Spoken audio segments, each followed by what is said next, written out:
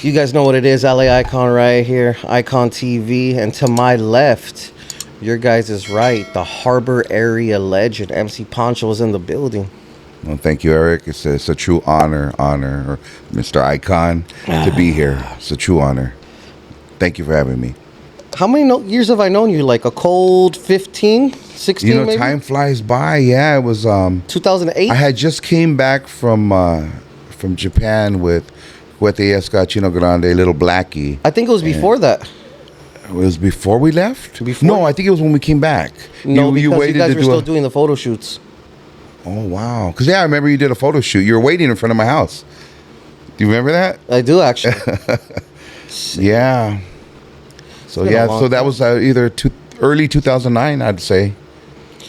Before we start, I'm going to give a shout out to my sponsors. As you guys know, I am sponsored by Shaka, so make sure you guys check out shakaware.com.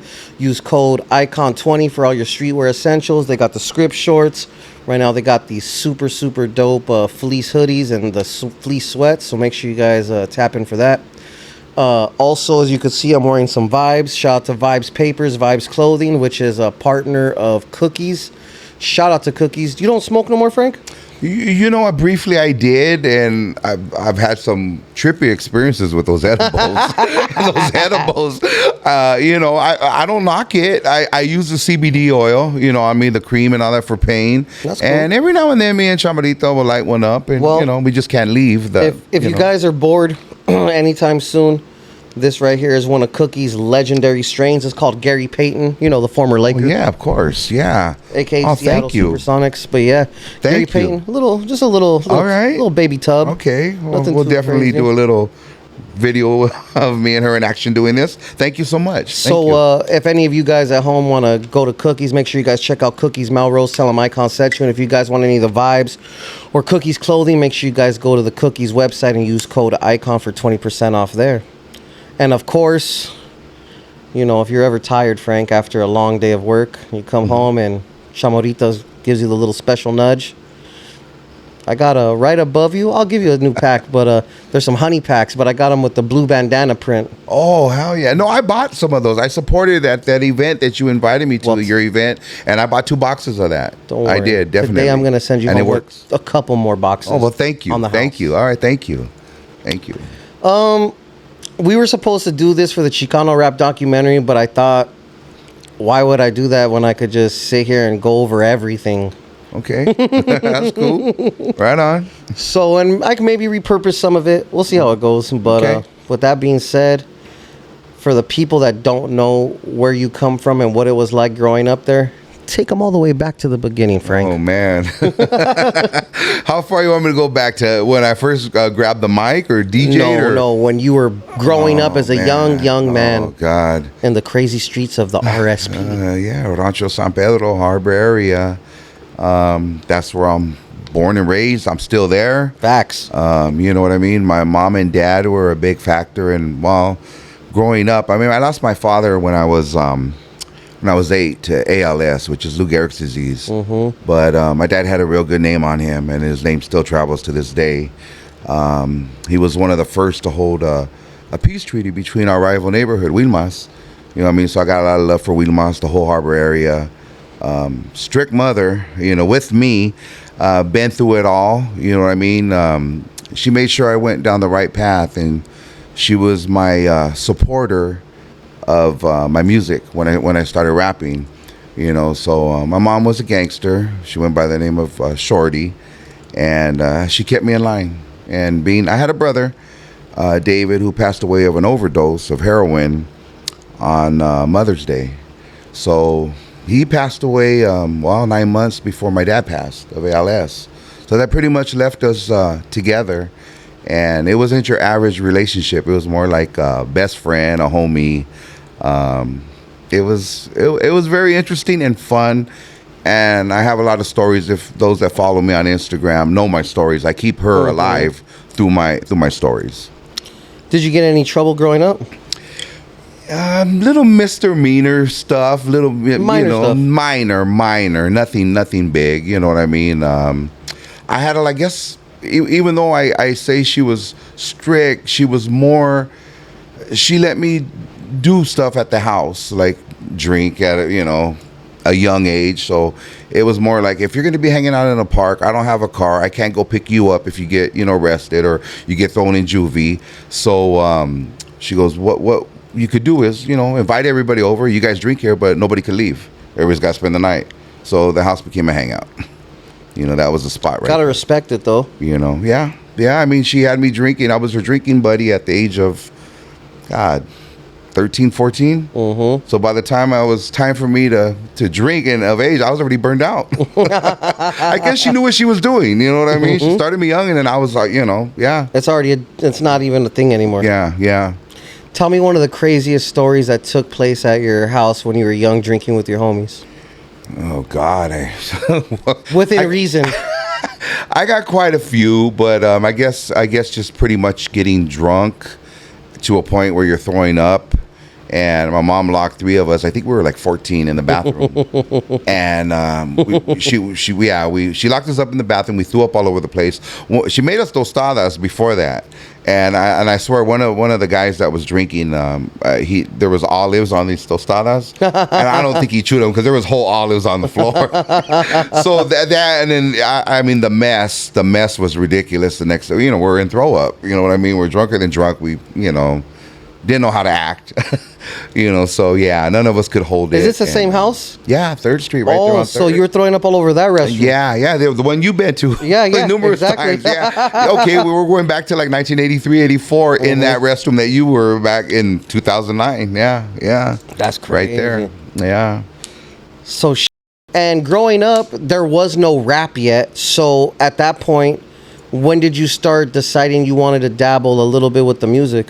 Music was always my thing as a kid. I remember I had made a deal where every story ties with my mother, and it was if I'm good, Mom, if I behave and all that, instead of buying me a toy, can you buy me a record? So I mean, I'm 6, 7 years old at the time, and as long as I behaved, I got a record like maybe every other week. Mm-hmm. So at that time, I remember I had a turntable, and it was a Mickey Mouse, and it was like a little suitcase. Sick. And Mickey Mouse's his hand or arm was the arm of the what the needle went on the table. Mm-hmm. So that's what I played my music off of. And back then I was a big Kiss fan. I had every Kiss album. And well, they were the biggest thing happening. So yeah, that's normal. Them and another group called the Banana Splits. So I don't know if you're hip to them or not at all. Look them up, but I had their albums. So those were like my first albums. And then I remember what was your very first album? It had to be album. Oh well, record. My bad. Record. Okay, Come and Get Your Love. Redbone. Redbone, Come and Get Your Love, and then Evil Woman by I want to say that was ELO. Yeah. Those were the very first. Those were my first 45s, which I still have to this day. And I have my name written on there. It says Frankie. Yeah, I still have those 45s. And then, of course, I got into, growing up, War, El Chicano, Malo, Santana, Jimmy Reed. I mean, that was stuff that I heard in the house from my mom or my brother. Of course. Yeah. So, how did you start dabbling with the music? Actually, before we get to that, how did you not go to prison, being in that era and gangbanging?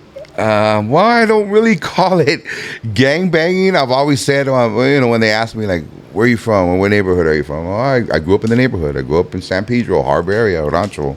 I guess, I'll tell you what saved my life, the job. Because I'm a longshoreman. So to answer that question... You've been a longshoreman since then? Since 1988. Oh, my God. So my father was a longshoreman.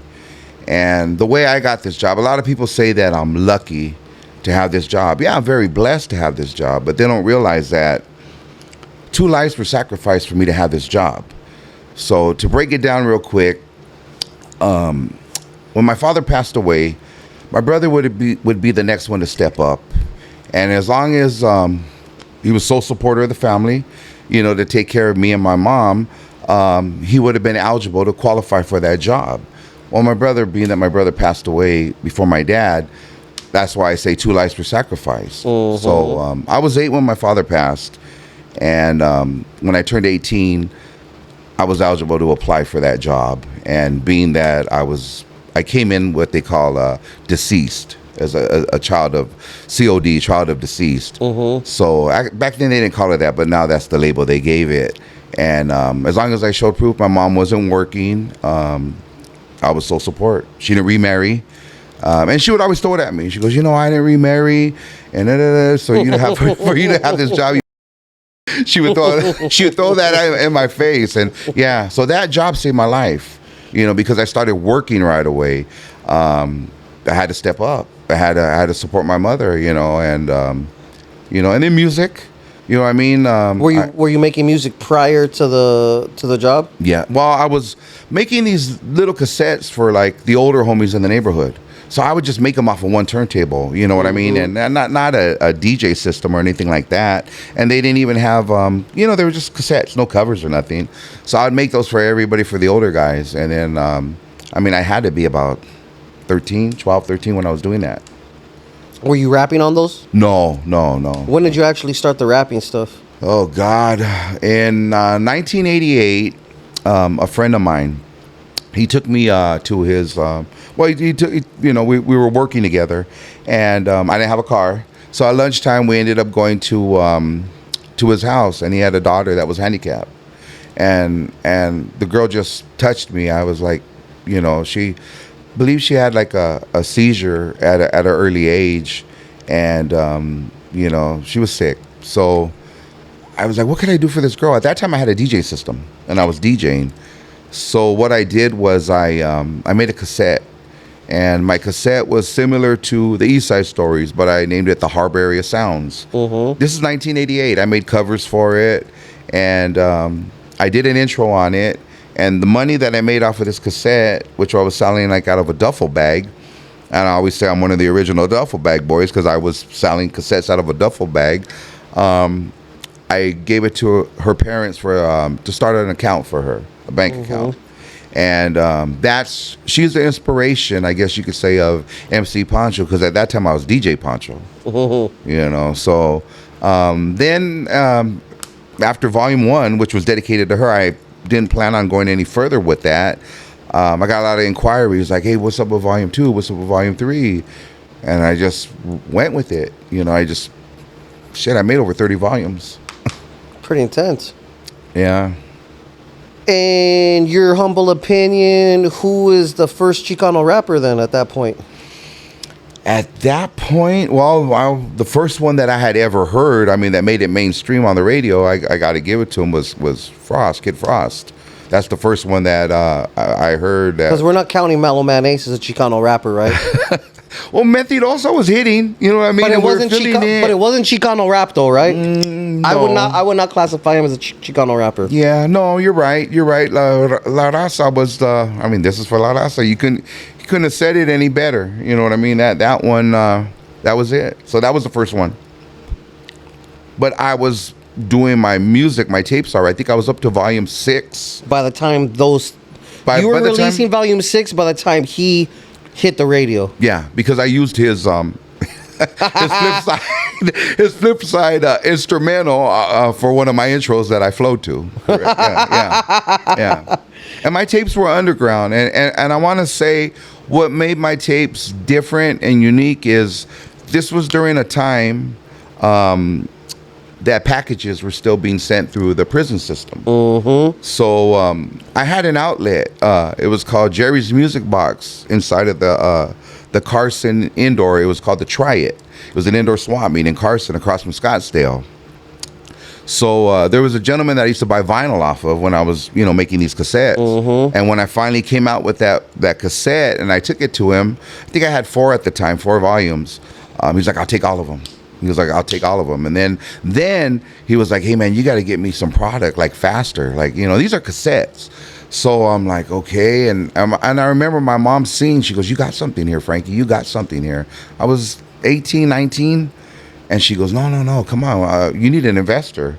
So I'm like, who? She's like, me. So we went down to Circuit City that time, I remember. And she bought 2 or 3 of those high-speed tape-to-tape dubbing, to get product out. Because I was doing it on a regular speed thing, and I honestly, I wasn't making any money off of those because they were 90-minute tapes, max out.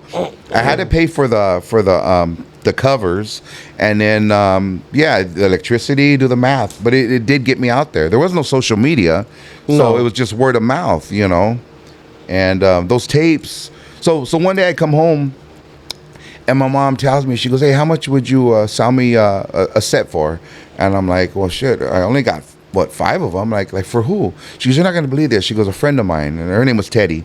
So she goes, Teddy calls me up and asks me, "Do I know who this MC Poncho, the #1 Sancho is?" That's what I went under, right? So my mom's like, "Why?" And she goes, "Well, because, my mom was real hip." So she goes, "Well, you know everybody. Do you know who this guy is?" And my mom's like, "Well, why? Is he in trouble? Like, what's going on?" And she goes, "Well, my son's in prison, and they have his tapes on the yard." That's tight. And I was wondering, like, if you know who he, or maybe Frankie knows who he is. And I'm Frankie, right? Yeah. So my mom laughs and she goes, "You really want to know who he is?" She goes, "Yeah." And she goes, "It's Frankie." And she's like, "You got to be kidding me." She goes, "Frankie's MC Poncho." So she goes, "Well, ask me." So my mom, inquired for her friend. And I said, "Well, if he's busted, I said, here, take him out." I don't know how they're getting them in there, though. And then she goes, "They're sending them in the packages, and they're taking them somewhere and getting them shrink wrapped." So that's how they, that you've been to my house and you've seen a lot of the artwork that I've had on my walls. Facts. And from there on, I got a letter from him. I got a letter from others that were thanking me and saying, "How can we get these? We'll send our wives, with money." I said, "No, it's on the love. I didn't charge any of them, and they know." And I send those, I made sure their wives got them and whoever, and then out of, return, they would send me artwork. That's how I accumulated so much artwork, which you had seen, because they knew I liked artwork. Some were already just sending it, and it was like, "Hey, he likes artwork," and they, everybody had my address. So yeah, that's crazy. And so you said around 30 volumes then. I did 30 total. And what time span does that cover exactly? 1988 was the birth of the Harbor Area Sons, the very first one. Yeah. Till about 90. Well, we'll do them whatever year CDs came in. When the CDs came in, I had no idea what a CD was. I didn't know how to transform a cassette into a CD, and I hung it up. So I want to say around 90. I hung up. So the compact disc stopped you. It stopped me. It discouraged me. It had me like, what do I do now? How do I do that? How do I get this into that? And I was done. So I hung it up. I hung up my jerseys. And what I say about jerseys is, I don't know if you've seen any pictures of me in the past, but I used to wear these white jerseys that had the area on the front, which I've seen a lot of other Chicano rappers wearing later on down the line. And a lot of them were taking credit, saying that they started that stilo. I can't say I started that, but 1988, 89, I got pictures, of me wearing those jerseys with Harbor Area in the front, MC Poncho in the back. A 13 number on it or a 69. That was my other number. So, I mean, figure it out. 1988, I was wearing it. Where were you in 88?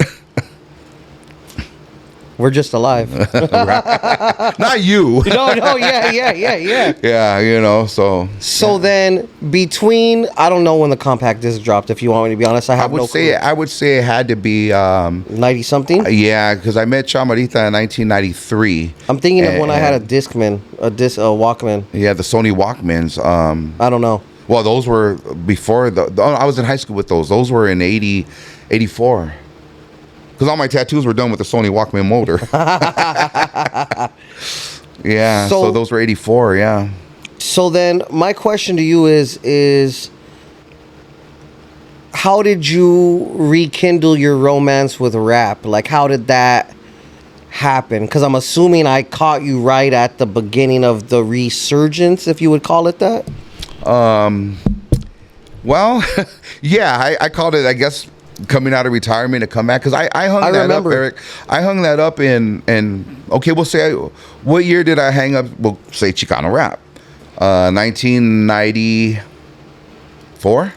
Oh yeah, probably around 94. I was already done. So I was 24 years old. So I did that from 18 to 24. It wasn't even called Chicano rap. I mean, it was just something that I was rapping about, but it was Yeah, It's something- cholo style, vato. Yes. I called it vato rap because all I could rap about is what I seen in the street.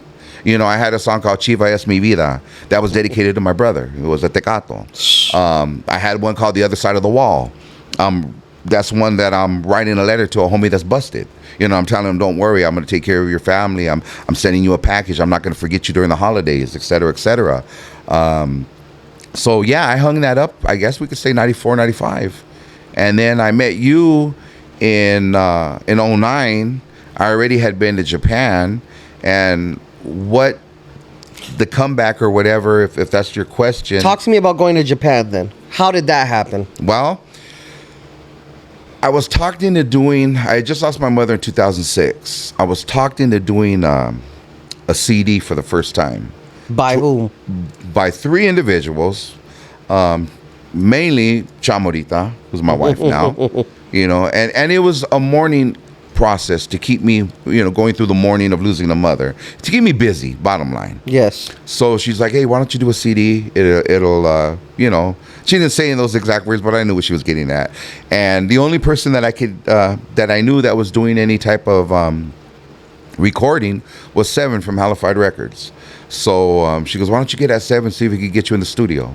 I was hoping he would say no. How did you come across Seven? Oh, I've known Seven since back in the days when, you know, he was doing it, when he was first coming up with his rap, and when he was with Slow Pain and them, you know, doing this, because he always put Harbor Area out, and I give him props on that. So I would hear him, and I was like, who's this little youngster, you know, representing the Harbor Area? You That's know? right. You know, so I gave him his. So so we had a good friendship relationship, you know, from when he was barely coming up. I contacted him immediately, which I didn't want to do, but I had a little push, which was Chamorita. So Seven right away was like, "Oh shit, you're gonna come out of retirement?" And I'm like, "Well, no, I'm just gonna work on this CD. You know, can you help me? Can you get me in the studio?" And he's like, "Yeah, how about tomorrow?" I'm like, "Oh shit," you know. I was hoping he would say, "I'm too busy working on my own stuff," but no, he got me in right away. So he was one, Chamorita was the other. And the third one, I had a very, very close relationship with Teen Angel magazine. So the gentleman that was working on it was the man, the myth, the legend, Teen Angel's son, who goes by the name of Smiley. So he was like, hey, let me design your CD, let me design your posters, and let's make this happen. So I had 3 pushes right there, and you know what I mean? I didn't really have to do much, but remember these 1988 raps that I did that were played out, and I will say it myself, and that weren't up to par with what you guys were doing, you know, during that time. They were nowhere near up to par what you guys were doing, but I mean, they go back to 1988. So now I'm in a studio rather than in a back room doing it off of 2 Technique 1200s and a Newmark mixer and a Gemini sampler, which I had back then, and a realistic echo chamber. That's what I used to make those tapes and to rap with.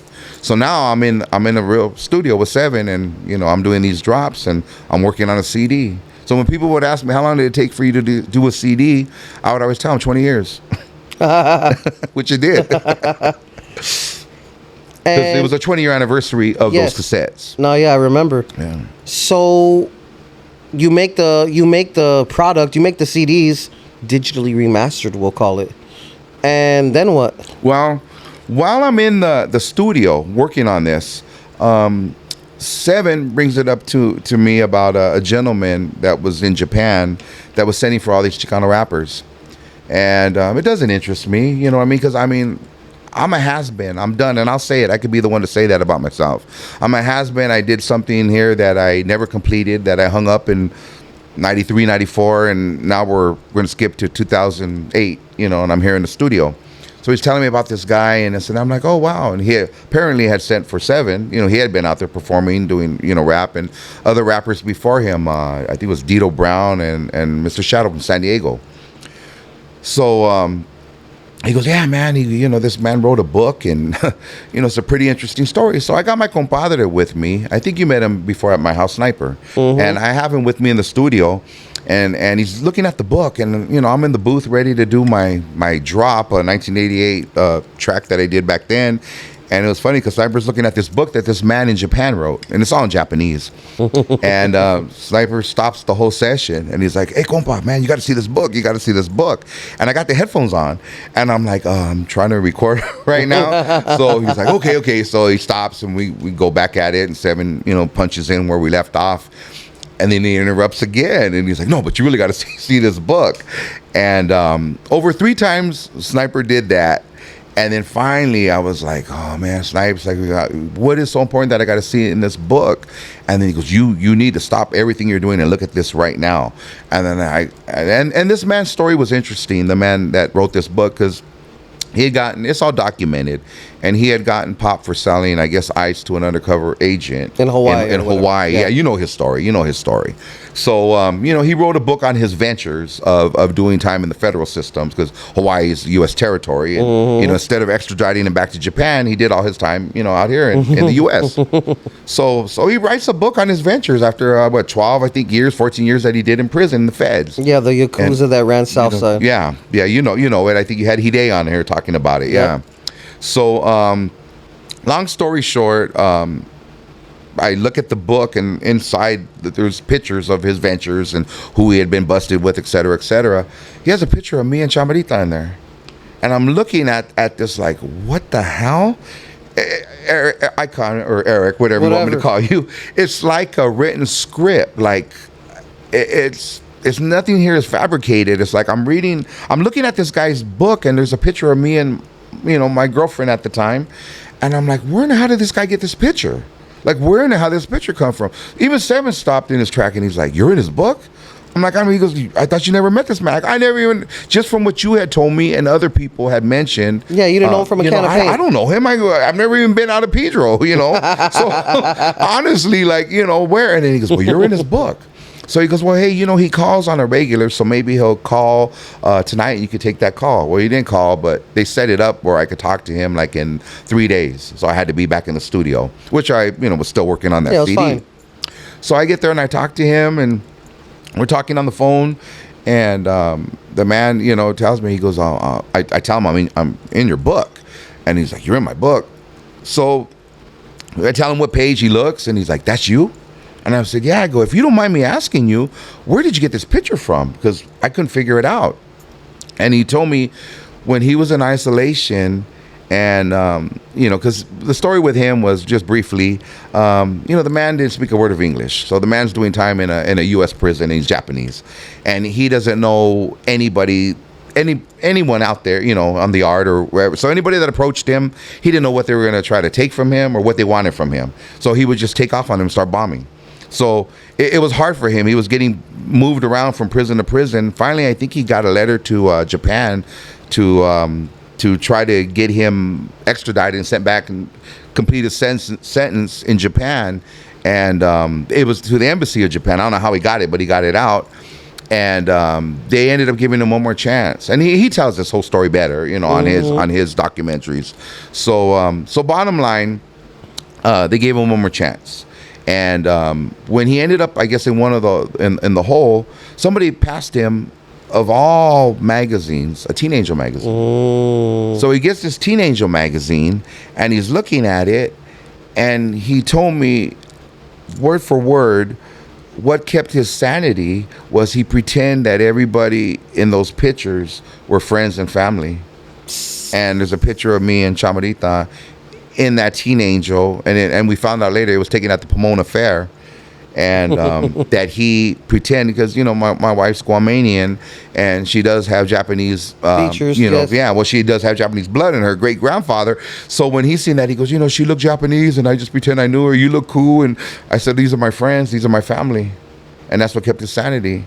And now, I'm in a studio with the son of Teen Angel, who's designing all my stuff. I got Seven in there doing my recording the production and everything. And then this man from Japan that I'm in his book. Like, it's, even talking about it right now, I still get a chill, because it's like, that doesn't happen. It doesn't happen. Like, you tell me what you make of that.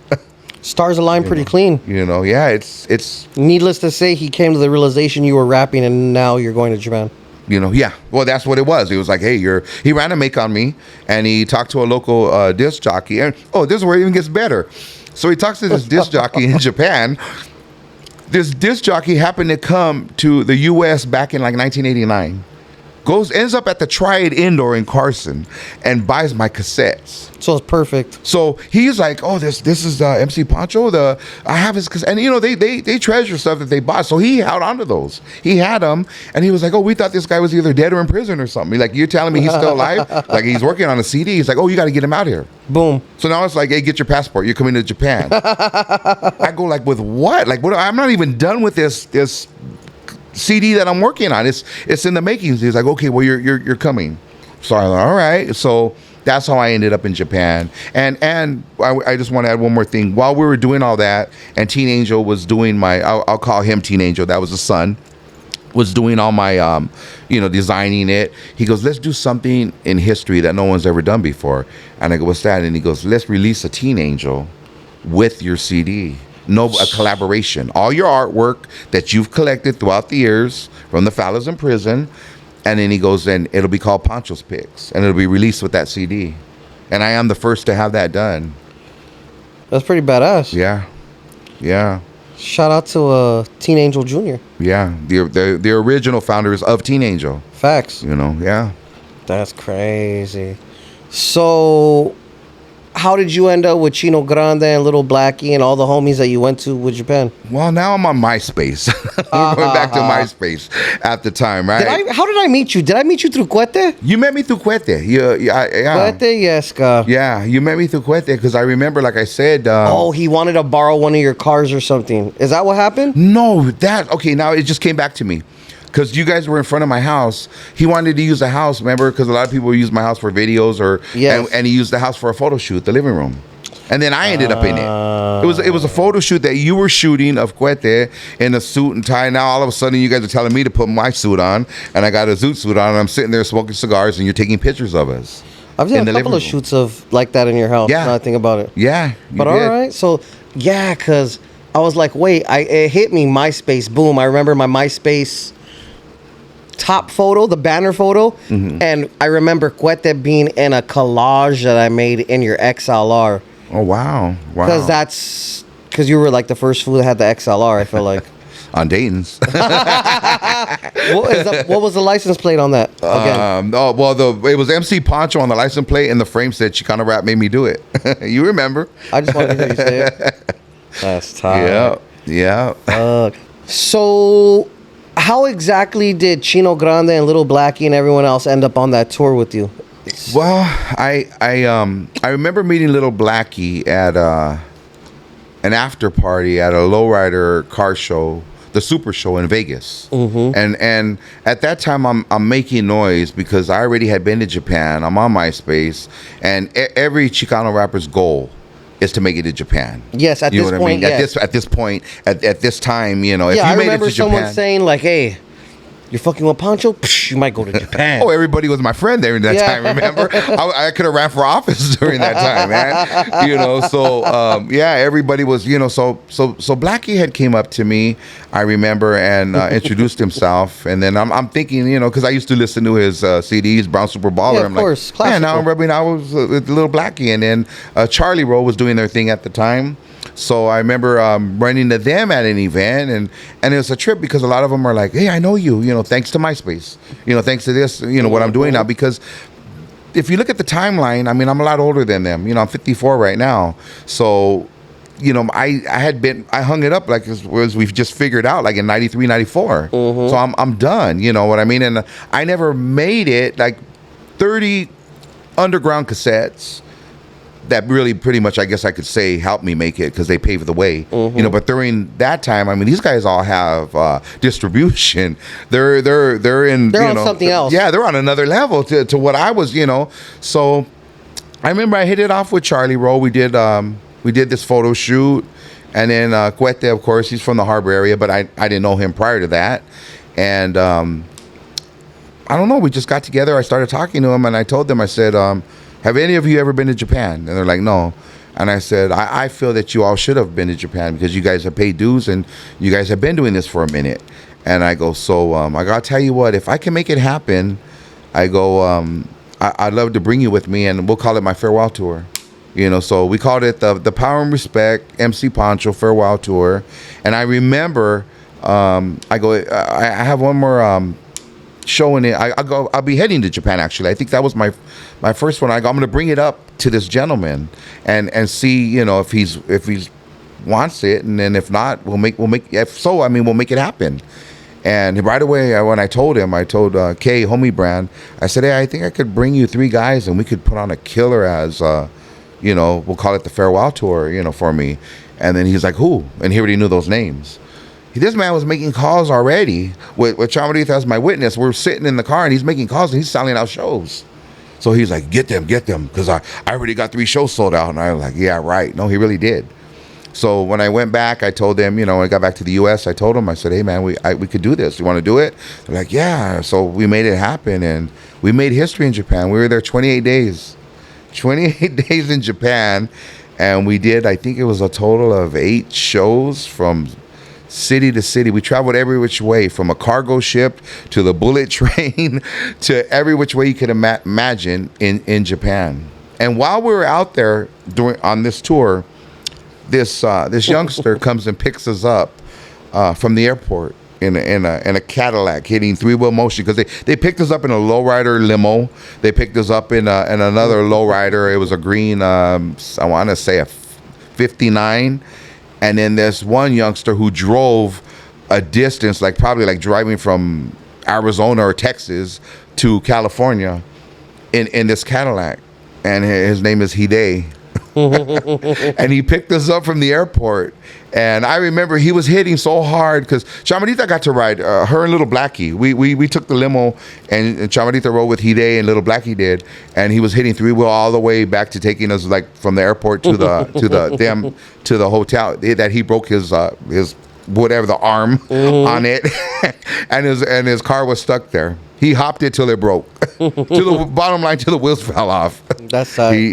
And that was Hide. Yeah, wow. That's crazy. Because then when you guys came back, that was Hide's first time in America. Hide hadn't been back, to visit the U.S., so I told him, through the translator, he didn't speak a word of English. Not one word of English.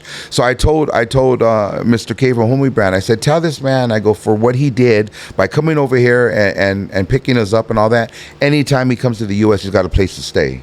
He's definitely got a place to stay. And while he took me up on that, because one day he showed up on my doorstep. And I remember. I was there. Yeah, you were there. You were there for a lot of this, a lot of my... And he did not speak one single syllable of English. I wanted to bring that up because we were both at his wedding. And Chamarita kept saying, get the mic, so I could tell this story, I left early. I was going to say it if you wouldn't have. Yeah, no, I didn't end up saying it. I ended up saying it on my Instagram, and I put a picture. But the only word that this guy knew was, thank you very much. That's all he would say. You remember, that's all he knew was, thank you very much. That's all he knew. That's crazy. And now look at him. Huh? So, talk to me about the epic parties. Oh, man. Well, what do you remember from the epic parties? Well, I was there from Volume 1. Those annuals. I threw parties. What, the Super Bowl party was the first one? The Super Bowl, the Just Be Thankful during Thanksgiving, the meet and greet. So there was three a year. There was 3 a year. And when I think about it, Eric... it was more of, I guess you could say I was showing off at the time. I had the money. I was able to throw these parties. And my parties were catered. And it wasn't like bring your own beer, bring your own anything. I had those things did I ever run out of liquor? I never ran out of liquor. Remember when you had the Nuvo refrigerator filled with all the Nuvo? Oh, all of a sudden every Chicano rapper was sponsored by Nuvo, right? Mm-hmm. Remember, everybody was doing videos with those bottles. And those epic parties, like I said, I never ran out of food. I never ran out of alcohol. They went on. And of course, they were all funded by me. And we would do one before. It was funny because me and Chamarita were figuring out those parties were, and these were back then in 2009, 10, 11, 12. Those parties cost me about $15,000 a party. We tallied it up. They were heavy because you guys would have the Aztec dancers. You guys would go all out with the Mariachis. food, the mariachis. The food was I mean, they were catered, and then we would do one before Thanksgiving called Just Be Thankful. And then I remember on Thanksgiving, me and Chamarita were sitting there ordering Domino's pizza, and she goes, "You had 300 people at the house, but not one person called and invited us for Thanksgiving." And I'm like, and now we're here eating Domino's pizza because, you know, just me and her, and I didn't push her to make a turkey. We celebrated it. I go, "Well, we did celebrate it last week with 300 people." And she goes, "Yeah, but now they're all with their families, and me and you are just sitting here like, wow, you know." And she goes, "You know, with all these money that we're putting in these parties, we could have traveled the world. We could have went on a vacation to Europe or something." And when I think back, I mean, yeah, everybody could give me a pat on the back and say, "Man, you threw some parties that were unreal." You know what I mean? Unreal. Like, you know, free. There was nothing. You didn't pay for anything. You know that. You were there. Mm-hmm. You know. You performed at I performed like a two or three. Yeah. Yeah, you did. That was a time to be alive. Yeah. I think I shot my very first video there. Yeah. Yeah. Not at the parties, but there. No, at the house with the cars. You used my you used the black one, and was that with Skull Camp? Yep. Yeah. It was before the campaign days. That was, that's right. Like a year or two before the campaign thing. You know, I always took a liking to you right off the bat. I you know, and you're the only photographer I get giggles with when you shoot me. I just start laughing, and you look at me, and I'm very professional when I've done many photo shoots, but for some reason I had to get the giggles with you. And me and your lady took some of the most epic photos of you of all time, I think. You shot these stage photos that I did at the time. Which ones? The gun ones or the butterfly ones? The butterfly. Because I remember we went to Michael's and I got this butterfly and I wired it on my hand. So you would shoot those, and then Chamarita would shoot you. She was a background shooter, and I remember she would just shoot in manual, you know. And then you would try to show her the features, and she would. So I go, "No, she's learning because she became my photographer." I remember when we went to Japan. We needed a photographer. I didn't know you at the time, otherwise you would have been that guy. And it was like, "Hey, we need a photographer." Okay, I went and bought her remember it was a Nikon D60. 5,000. Oh, yeah. Because you were like, "Oh, you don't know what she has." You wanted the camera. I remember you were telling me. And I go, "Is it that good?" And he goes, "Man, you don't know what it is that she's got, what you could do with this." So she would copy you. She would just shoot what you were shooting. And she did this epic shot that came out on the cover of, well, her work was so good. I don't want to take nothing from her. Her work was good, and Japan liked it. So they were like, "Hey, you want to become a photographer, the editor of Teenage of Japan?" Remember? And that shot that she did was one similar to yours with the butterfly, and it made the cover of the magazine because you know that was hers to give credit. It was unedited, it was raw, but then you caught some beautiful shots of me down at the coast, at the beach. No, yeah, that was Royal Palms. Royal Palms. White Point or something Royal like Palms. that? Royal Palms. When you were in Japan, what did you think about their Chicano culture over there? Man, because Dave told me about it. He said that a member of the Florence gang I heard that. went back to Japan and started. That's history to me right gospel, there. Yeah, you know what I'm saying? Yeah. When I went in 2008, they were still holding on to it. It was kind of fading away. I caught the end of it, you know, because that was hard in the I want to say the mid 90s, you know, mid 90s to the early 2000s. It was still going hard in Japan. And when I went, I was fortunate to catch pretty much the end of it, you know, the end. But it was a beautiful feeling to see them. I remember when we traveled to Sendai, and that was where the tsunami hit. So we traveled to Sendai. This is before the tsunami, of course. So that was one of the shows that we did, because I always told Blackie. I remember me and Blackie go, "Man, I wonder if those people that we performed for them, if they made it, you know," because I remember they showed us love in that city, man, and yeah, that city was gone. So I remember when we went there. Every city had them different, you know. These ones were hardcore, like just, man, their looks, the way they were dressed, and they didn't look too friendly, you know. So it looked like it made you feel like you were back home, like in the 90s, yeah. And we all like kind of got uncomfortable, like, "Oh man, look at the way they're looking at us, look at the way."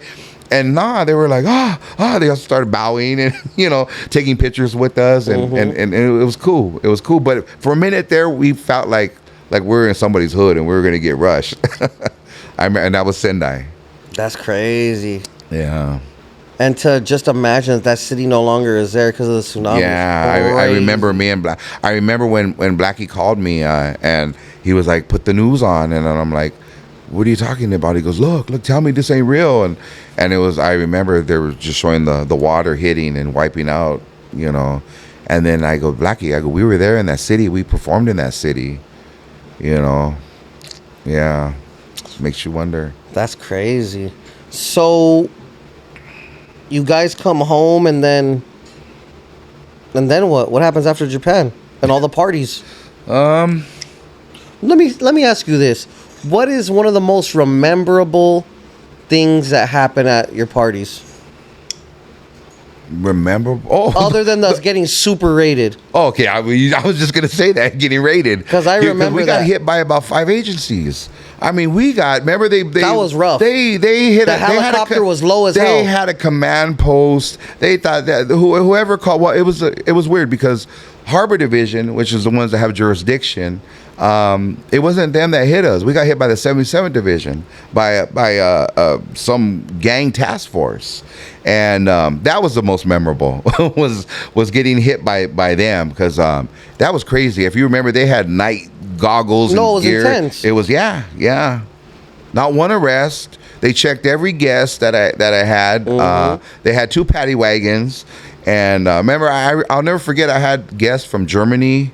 I had guests from France, of course, Japan. Whose video did I put some of that footage in?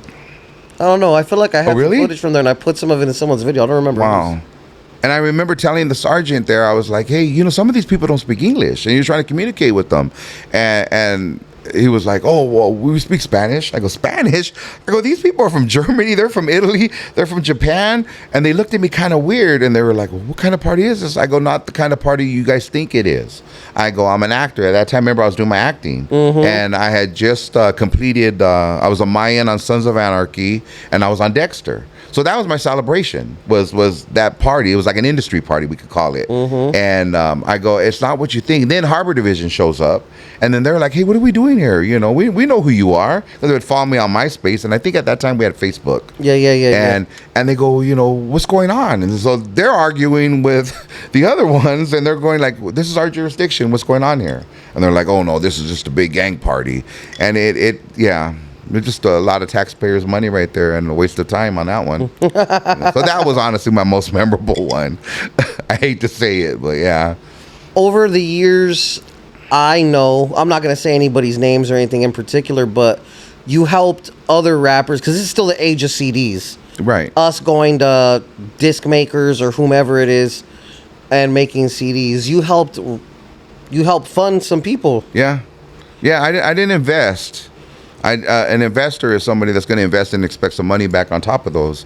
I funded, got about a total of 8 to 10 CDs, just because somebody couldn't put a CD out. And to explain how the game was back then, was it $800 for 1,000 CDs? Something like that, for a decent one. For a decent CD. It's how you hustle it. You know what I mean? $800 for 1,000 CDs. Okay. Packaged, sealed. You could put a fake barcode on it so it looks real. Mm-hmm. And you go out and you hustle them. You know what I mean? You sell them. So you sell them for $20, and you're really just paying $1. Well, here, I funded those CDs for certain individuals, and we won't say their names. It's unnecessary. Yeah. And So are any of them still around today? Oh yeah, they're all around today. Never got invited for lunch or anything like that, but they're still around. Yeah. Remember hustling tapes and CDs? Oh yeah, you remember hustling tapes. What about hustling CDs? Trading CDs with each other and then taking them to slang them? The majority of the CD, when I did release mine, they were given away. They were given away with that Teen Angel. I ended up giving them away. And then we did a compilation. You're on the compilation. Remember the Japan one? Oh yeah. You're on that one. Yeah. I heard it went platinum. Double. Triple. And what made you hang it up in the end? Like, at what point did you stop on with all of us and everybody? Kind of. I mean, you were still our friend and shit. Yeah, but you no, know I what didn't mean? like just cut you guys loose or anything. It just started fading away. Everybody just started doing their own thing. The same ones that were coming to the house on a regular weren't. You know, there was numerous videos shot at that house, man. Numerous, from Skull Camp. Countless. To, God, Little Yogi YB now. God, quite a few. You know, where, I don't know. I guess it just, I just focused more on my day job, which I never quit. And kind of got away from that, you know, gradually, and thought I was completely done. But then I would still keep my ties with Japan. I did over 8 tours in Japan. So they would still send for me. And I would even tell them, like, really, you're sending for me again? I'm giving you shit from 1988, played out stuff. I gave you all I got. I'm not writing any new material. I'm giving you you're stuff. getting the same set. Yeah, you're getting everything the same, you know. We'll change a beat. A sample, rather. A loop. We'll change a loop in the sample, you know. So, yeah, and then from there, I guess I started hosting, what they call. I call it emceeing. Yeah, you know, that's true. You started hosting more. Yeah. That's true. Yeah. So I started doing concerts, car shows, tattoo conventions, and traveling through that. You know? And that was it. Yeah. And then acting. Have you kind of slowed down with the hosting and shit? You know, I'm holding on to 99 bottles, which I'm very glad you and your wife were able to make it for Chamarita's birthday. So I do that like once a month. I'm holding on to 99 you know, I'm bottles. still holding on to that spot. You know, I used to do Original Mics, which is in Santana. That was I'm another familiar. one. I used to do that one every Saturday. Who, Curious? No, that was just with them. Oh, direct. Curious. I did the Funk Fest, and then Right. we started something called Firme Sundays. So we did Firme Sundays. We started that. I did the very first Firme Sunday, and then the Orange County Funk Fest. I was his official host for that, and that one was big. You know, with Zap and Slave, Lakeside, SOS Band, real big names.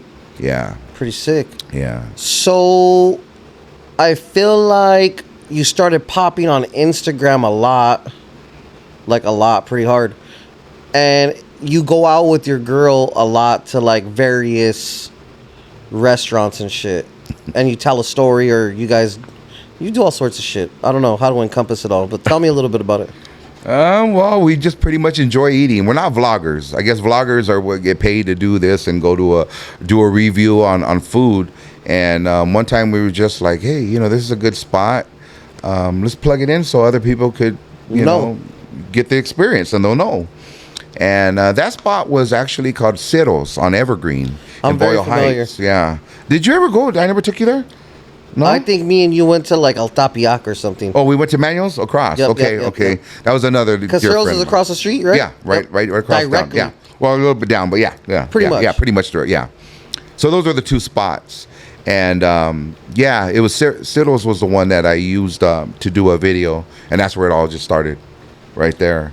And then we just like, hey, let's document the food because it's pretty good, and not that I knew the owner or we were getting paid or No. You guys are just pulling up to wherever you think is bomb, and that's simple And if as it that. wasn't bomb, we wouldn't post it up. Pretty much. What's the worst place you've ever gone expecting it to be bomb? Oh God. Yeah, I know you got me on. Man, I can't even think. You know which one you want to say. No, I can't speak. I'm not. What did I tell you? I'm not at liberty to speak on that. I Eric. got you. What is the top 5 places that you guys been to that you posted? The top. Well, I don't even give a shit if you posted it or not. Top 5 places in Los Angeles to eat. Well, I like Escala. Shout out to OG Chino, and that's in Koreatown. I should have went with you guys that day. Oh man, they got the best empanadas right there. So and it's a mix of because the man's Korean, but he was raised in Colombia, so it's a mixture of both. You can't go wrong with that. So it's Colombian Korean barbecue. Yeah, well, very more Colombian, but yeah, he's got the kimchi in there, and he's got like some other Fire shit. Yeah. So it's it's a little mixture of both. So Escala's one. Yeah, Escala's one. Mexican wise, I mean, there's a few that I like. Cocina Mexicana is one in Torrance that I go to quite a bit. That's a good one. or you always see us at Tres Conchinitos. That's a 24-hour spot on Wilmington. So we're there. We were there last night, and I have a feeling we're going to be there tonight. So I have my regular favorites right there. You know, Anything out of the harbor area, sir? Well, Tres Conchinitos and Cocina Mexicana. Those two would be in the harbor area. Outside of it? And then Calaveras. That's another one. There's a chain of them, but we have one in the neighborhood in Pedro, and they show us love. You know, I mean, that's where we had Chamarita's brunch birthday on Sunday, and their food is. We were there having breakfast today, and their menus changed a lot. They're known for their drinks, but their food is bomb. It really, really is. I mean that. Where me and my wife got invited to a Calaveras in West LA. That shit was far as hell. And it was like they wanted like social media influencers to go there or whatever. It's cool. Yeah, no, they're popping up everywhere. I mean, there's a few of them. They're popping up everywhere. Yeah, they're everywhere. And some aren't really owned like by the same owners. No, absolutely not. Yeah, they're franchised out. Yeah. Fair enough. Yeah. Talk to me about eating at the Golden Steer with the gentleman from Goodfellas. Goodfellas. Man, that was Mr. Right? Yeah. The legend. Yeah. So Frank Severo, Severo. aka Frankie Carbone. Yes, that was yes. his and he was in The Godfather 2 as well. How I met him was what was I had something. Something was wrong with me. I ended up in the hospital, and I'm trying to think. Oh God. Okay. All right. You're getting this exclusive story here, Eric. I got constipated, right? So we go to this spot called the Dresden. It's a high end. I don't know if you ever seen the movie Swingers. Yes. Okay, so we're in Los Feliz at the Dresden, right? And they got this steak. It's called the Chateau. I forget what it's called, right? But it's a big old steak for two. So I remember from there, we from the Dresden, I ate that whole steak, and I even told them, I'm a regular there, and I go, they go, you gonna share it? I go, no, that's for me. Get her whatever she wants. I go, you already know. I made a pig out of myself, right? So that meat, I guess, plugged me up. Then we weren't even done. We went to we went to Nella. We went to the oh God, I want to say the Offbeat. Is that in? Okay, thank you. The Offbeat. So we ended up at the Offbeat. So we're partying like you see the videos. You see me eating at the Dresden. Then you see me at the Offbeat partying, having a great time.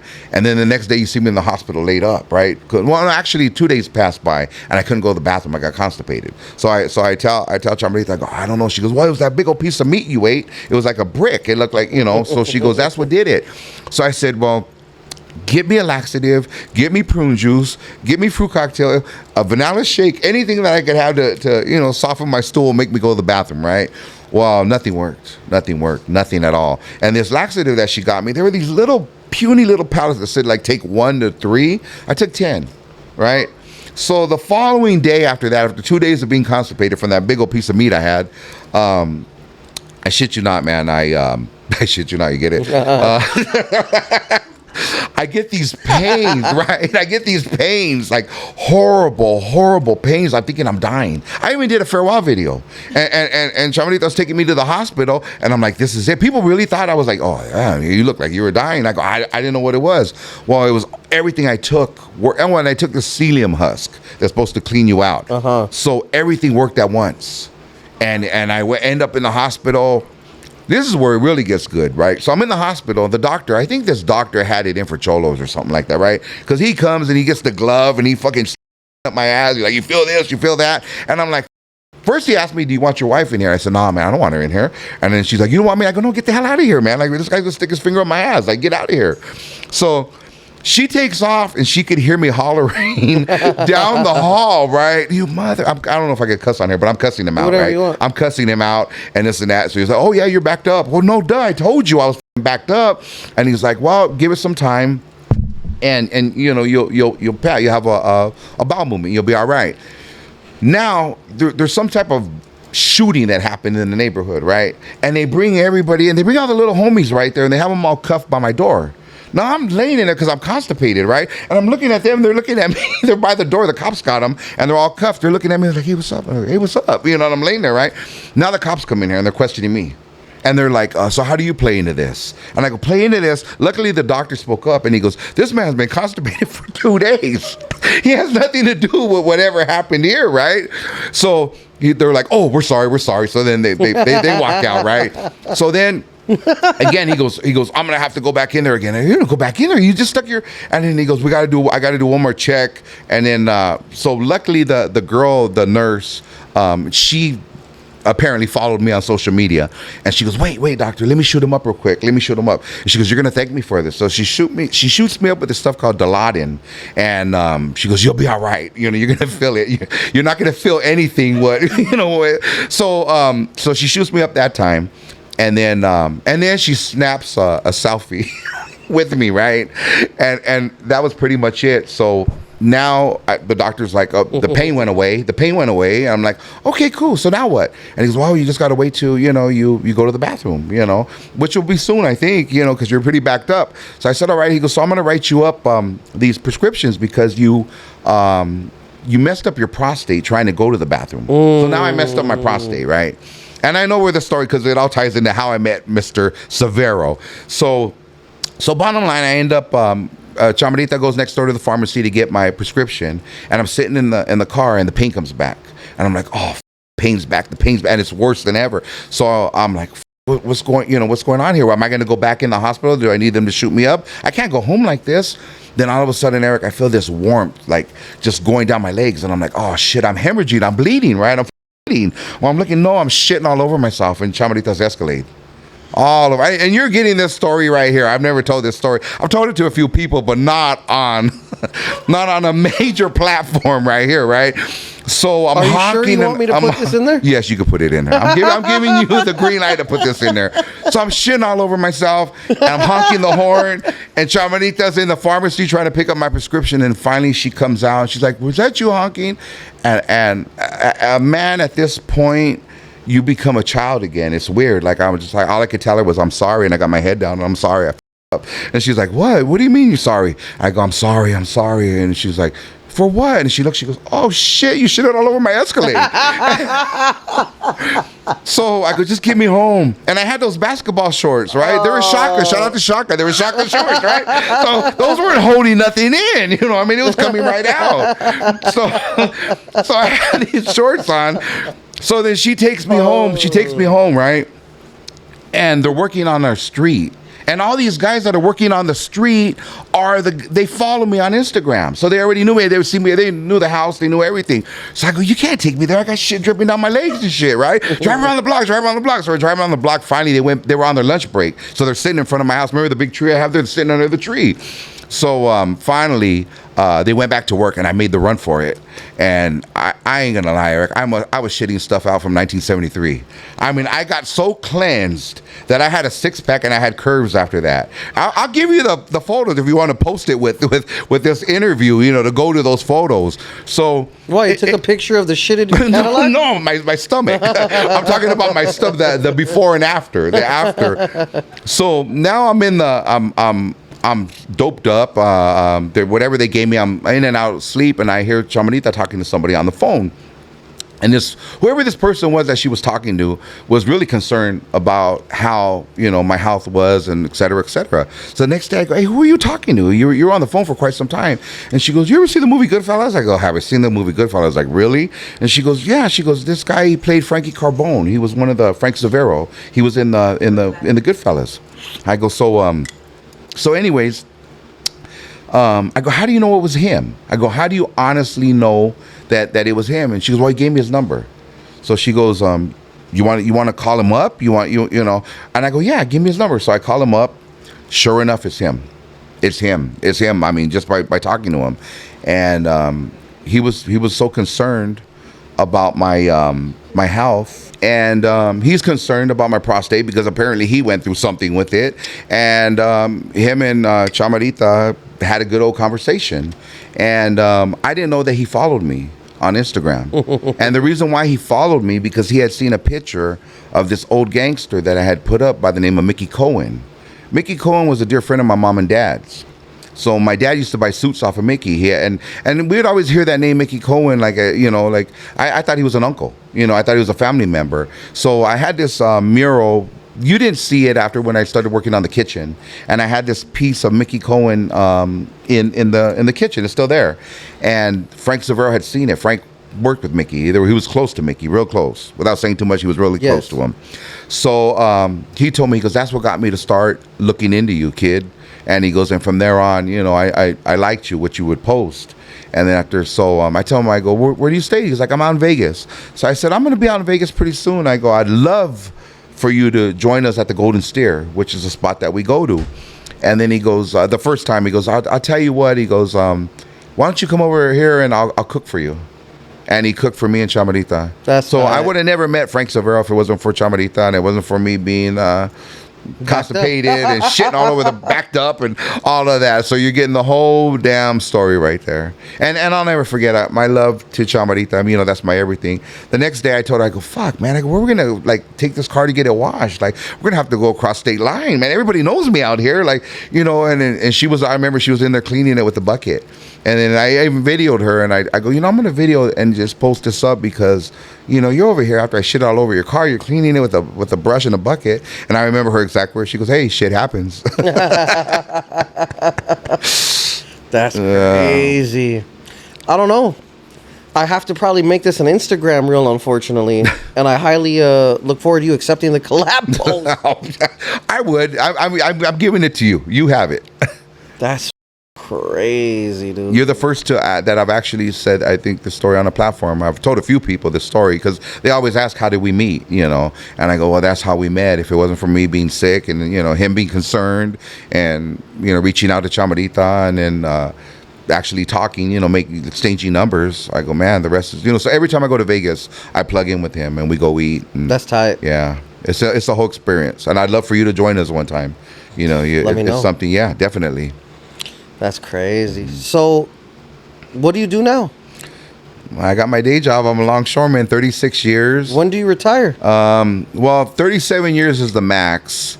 So next year I'll be maxed out on my pension, but I'll still be too young because I'm 54. So you have to be, they say 59 and a half. Might as well just say 60 to retire. Unless something changes along the line, then I'll be able to retire, you know, with my full years of service. But if I retire now, then I'll be penalized.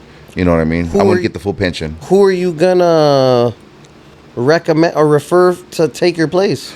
You know, right now it's all automated. Let me rephrase that. Right now, automation is playing a big role, and it's pretty much taking a lot of our jobs away. That is crazy. Yeah. And it's not like, you know, like before they give us this interest card and then you give it to somebody or they did the lotto, the drawing. They called it a lotto where they drew a bunch of the lottery. And, I mean, they're still picking from the last drawing. And that was like, what? God, I can't even remember how many years ago. And they drew over 25,000 names. So I'm fortunate to be a third generation down there and to get this long out of it. But I've seen the change. So if I could get out, you know, sooner without being penalized and with my 37 years total of service. But that would be due to automation. It's coming. Possibly. You know what I mean? Yeah, it's not and coming. That means no one else it's is here. Get it's that here. Job. Yeah. It's here. I don't want to say it's coming. I don't want to say it's the future. It's here. A lot of the jobs are already automated. You know what I mean? And they have like you see these robots doing jobs. It's a trip, man. It's like, yeah. I never used to do direct deposit. And I remember every time I'd go in the bank and cash my check, and the teller would always tell me, they would always say, you want to do direct deposit? You want to sign up for direct deposit? And this is back in 88, 89 when I first got in. And I would tell them, I go, do you realize if I do direct deposit, that all you tellers right here, there was like about 9 of them lined up, you know. I go, you're going to be out of jobs. I go, because we could just do it all through that, you know, the ATM. I go, so if we're going to do direct deposit and I just got to go and withdraw from there, I go, all of you are going to be out of jobs. You don't get it, do you? You know, and you're so quick to sign me up for direct deposit, you know. So, I mean, yeah, I've seen a lot of changes and a lot of jobs lost throughout the years. And that's in everywhere. That's everywhere. Crazy. I went to this ramen spot in Little Tokyo. And they had this robot come and I know exactly. You know what I'm talking about? Yeah, like wow. Or that other little robot that goes up and down the street and delivers food. Yeah. Man. By the time that little ass robot brings the food, it's gonna be cold. Yeah, true, yeah. That's crazy, man. What's next? What's next for MC Poncho? You know, I always say I'm done, and I thought I was done, and look where I'm at here. I'm with you. You know, and I'm honestly, like, when I came in here and I seen everything, I go, oh, this is where all the magic is created. You know, because I watch you. You know, I may not follow anybody, and a lot of people trip out. But I watch people. I do. I go on there. I only follow 50 people, so I'm not too far away from. Yeah. But I watch you, you know, and I'm proud of what you've become and your accomplishments, man. Really, I truly am. Highly appreciate it. You know, and I guess I'll never say never, because I mean, look where I'm sitting right now, sitting with you, chopping it up. So who knows where I'll be next week? Hopefully, not giving up any of these stories you just gave me. Big hey, you got yeah, but put it out first. I'm pretty good about that. Yeah. Well, shit. I know you got a wonderful event to go to with your lady, so I'm going to let you get to it. It's been real, per usual, and I'm so glad you came. Thank you. Thank you for having me. Before you go, who's the top 5 Chicano rappers ever? Oh, Conejo. Conejo. That's my guy. Not only because that's my guy, that I, you know, me and him go way back, but Conejo's on another level. Frank V is another one. You know, this is my era. Okay, this is mine. Whatever you say is whatever you say. Okay. Conejo, Frank V 15, King Little G. That's 3. Your San Diego sound was always San Diego was killing it. With your Night Owl, Shadow, Little Rob. I remember they were doing some type of flows like what the hell are they? You know, I remember me and Chamarita were buying all their CDs, so you know, I would throw them 3 in there: the Night Owl, Shadow, Little Rob. Who's the best San Diego rapper to you? The best San Diego rapper to me would be it would be between Shadow and Night Owl. Yeah, of my era. I respect it. Yeah. I'm gonna count all of them as one from San Diego. So who else? We got Conejo, Frank V, the San Diego fellas, Little G. Who's your last one? You know what? I'll give it up to, and he's gonna trip on this, and I ain't gonna be a hypocrite. I'll give it to Frost. I'm gonna give it to him as an entertainer, not as a human being, but as an entertainer. What makes you say that? I'm not at liberty to speak on that. Inquiry minds want to know, but as a rapper, you know, Frost was killing it back then. You know, he really was. You can't take that from him. He did his thing for sure. It can't be taken from him. You know, he's a different type of individual. You know, we'll just leave it at that. You know, but as an entertainer and as a performer, yeah. But the first would be definitely Conejo, and then Frank V. I respect it. Yeah. My list is a little different, but around the same vibes. Who are yours? I don't even remember anymore. No. Probably. Well, I don't know if I've ever given my top 5. Huh? I don't know if I've ever given my top 5. No? I don't know who my top 5 no one's ever put you on that? Or just one. Just give one. Like, who would you say was that one that pretty much inspired you, and like, this guy's like, his lyrics are on fire, his flow's on fire. Like, who would be that one? Have to be you. Really? Yeah, looks at me like, yeah. People are like, what? And they're gonna look at my shit like, really? He said that? he must have really been smoking some of this.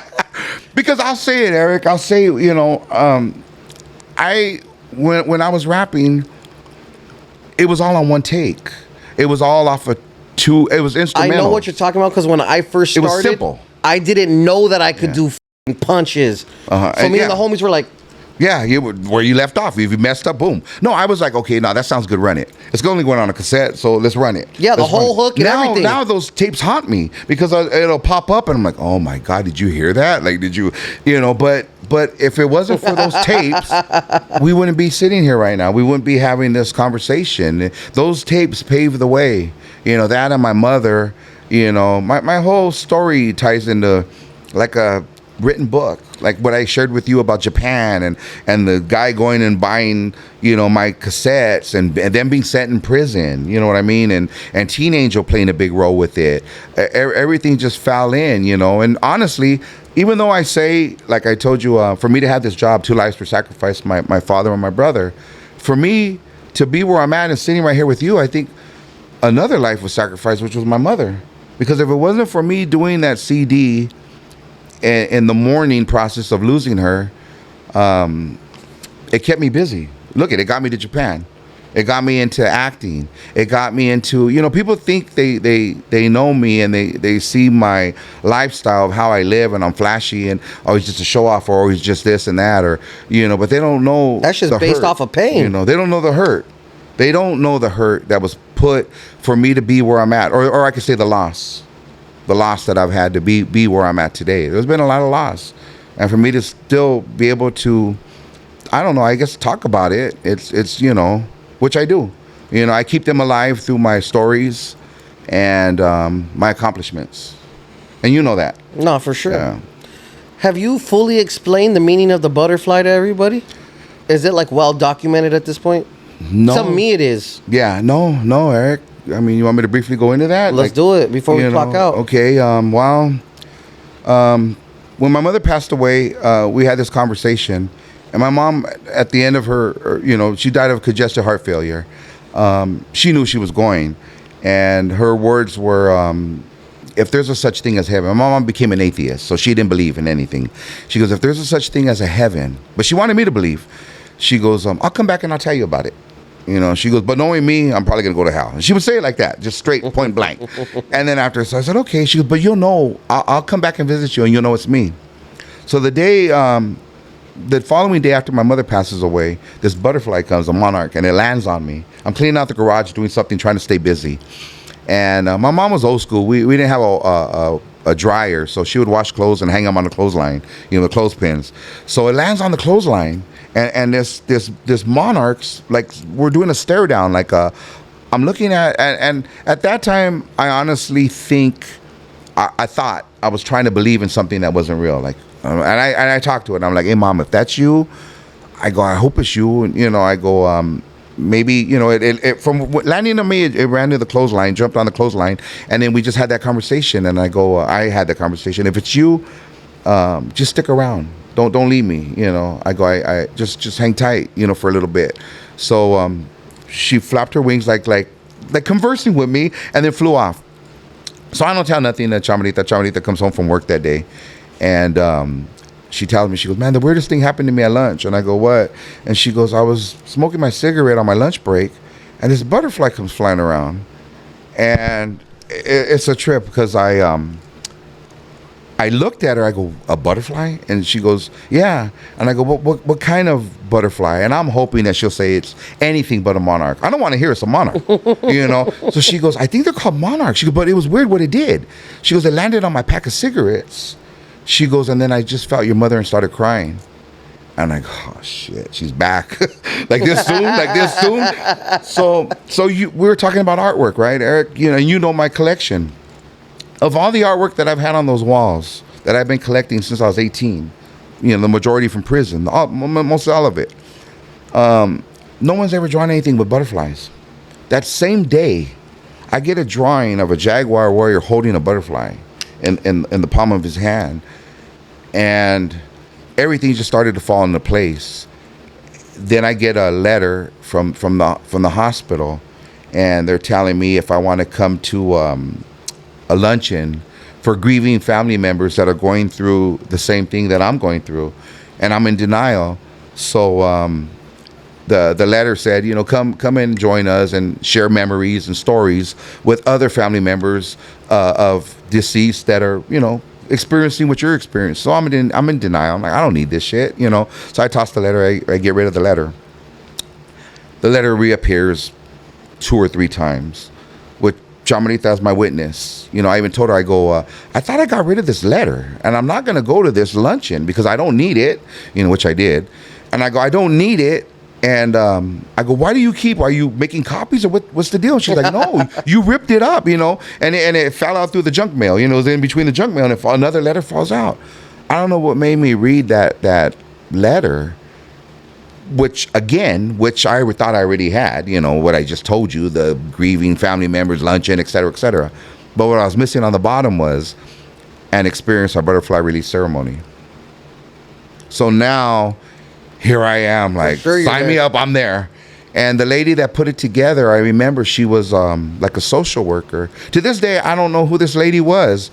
I even said, I told Chamarita, I'm going to keep in touch with that lady. And when I showed up, I remember she told me, she goes, I'm glad you're here. I knew you'd be here. And then after I go, well, I have questions. I go, I've been getting these like butterflies. And she goes, she explained to me that, you know, when people pass on in different ethnic backgrounds and cultures, that they believe that our loved ones come and revisit us in a form of a butterfly. And she went from Hindu to different, you know, Native Americans to all different. She had a pamphlet and it said the whole thing. So now I'm getting educated on that.